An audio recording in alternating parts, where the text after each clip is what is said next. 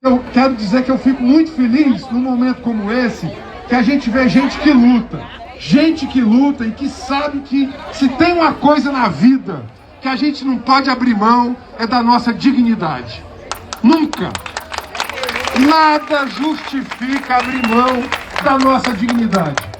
A situação econômica, os atores da política, as disputas políticas locais, nada pode justificar abrir mão daquilo que é essencialmente nosso, que é a dignidade.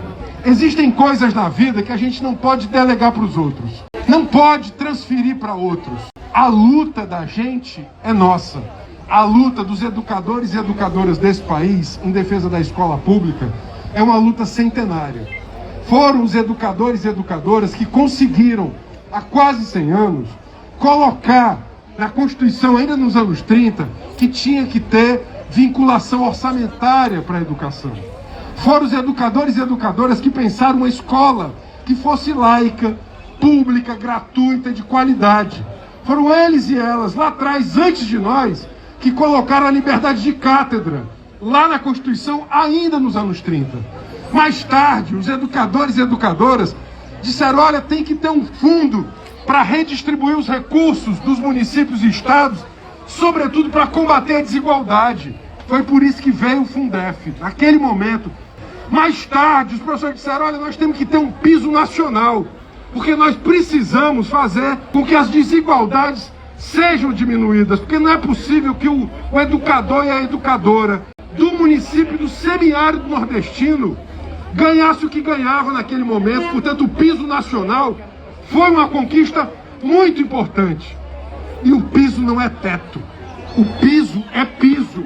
Aqueles que estão hoje acima do piso não querem que o piso vire teto, porque o piso é o começo. O piso é arrancar um pedaço do fundo público e dizer, olha, isso aqui é a valorização de um trabalhador que é fundamental para a democracia, para o enfrentamento à desigualdade, que é o educador e a educadora, porque ele leva, sobretudo, o enfrentamento à desigualdade para o filho e a filha do mais pobre, que está na escola pública. Quando os gestores colocam nas suas bocas, dizendo, olha, isso é uma disputa local, de lideranças locais, não é verdade. É nacional. É nacional. Eu não vou entrar aqui, quem me conhece sabe, eu não vou entrar aqui em nenhuma singularidade local aqui de quem está na gestão e quem está na oposição à gestão. O meu lado será sempre o lado dos trabalhadores e das trabalhadoras. Porque esse é, sobretudo, aquele que vive do seu trabalho. Isso é super importante. Portanto, da mesma maneira que nós temos que saber lutar, nós temos que fazer a luta para a gente conseguir essas conquistas. Nós precisamos, soube que houve uma mesa de negociação. As mesas de negociação são difíceis, elas têm que ser feitas. O caminho, aqui eu quero falar para a gestão municipal. O caminho não é criminalizar o professor e a professora, e muito menos a sua ferramenta de luta, que é o sindicato.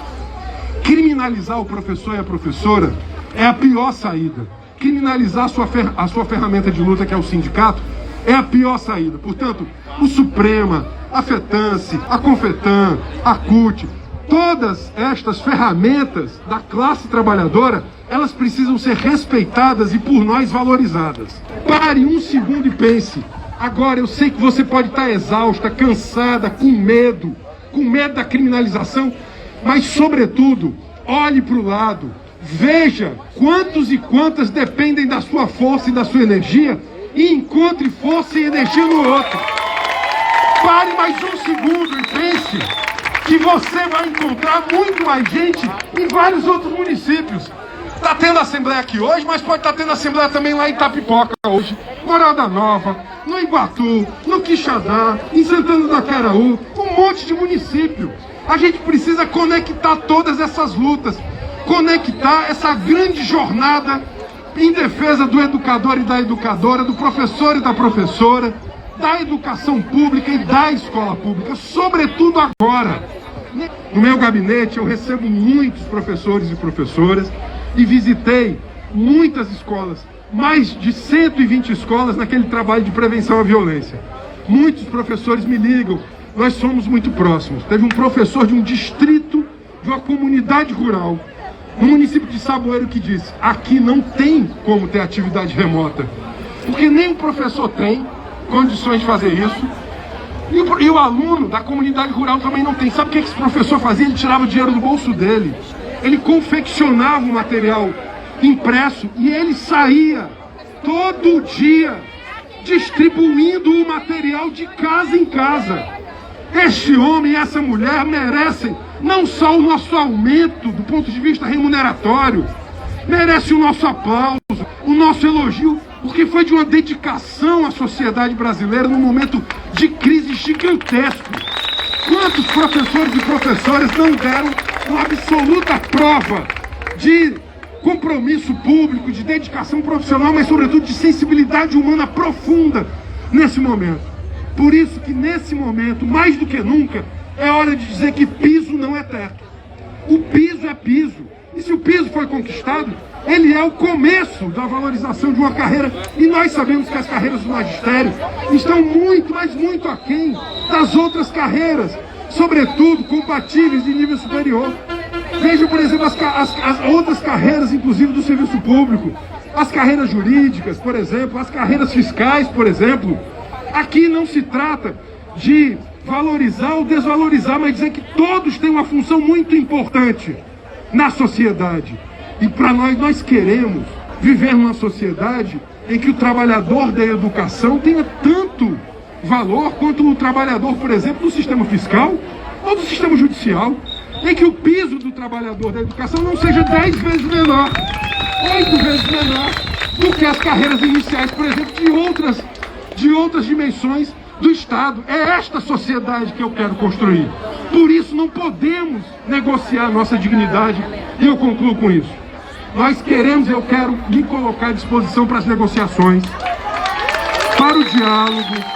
Já escrevi aqui para o ex-deputado George, que hoje é secretário, tentando, vamos conversar, vamos ver quais são as possibilidades, né? Mas é muito importante não permitir se criminalizar, não se deixar esmagar, não se deixar cooptar e, sobretudo, dizer que se a carreira do magistério de Maracanaú conseguiu ganhos no passado e no presente, foi porque tem uma base auto-organizada, autoconsciente.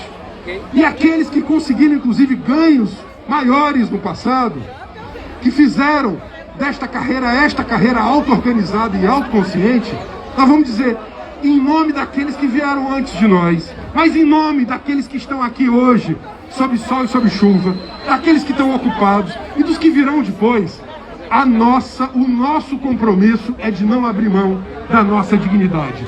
Piso é piso, piso não é teto. Piso não é teto.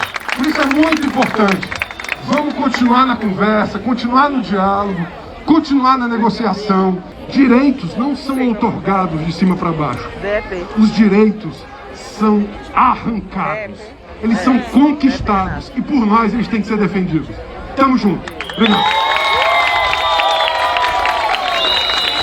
Obrigado, deputado Renato Roseno. Fortes palavras nos encorajam muito.